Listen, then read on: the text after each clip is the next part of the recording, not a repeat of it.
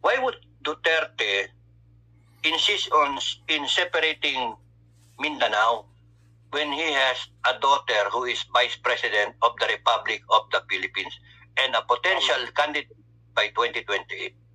Tama? Exactly. Tama. Why you Filipino people, you have to think of it na this is all but parang a chess move by Duterte. Hihiwalayin ko. Sabihin nyo sa akin, sige, secession, sabihin nyo sa akin, rebellion, etc. Gusto nyo, disbar nyo pa ako. Lahat yan lalabanan ko sa korte.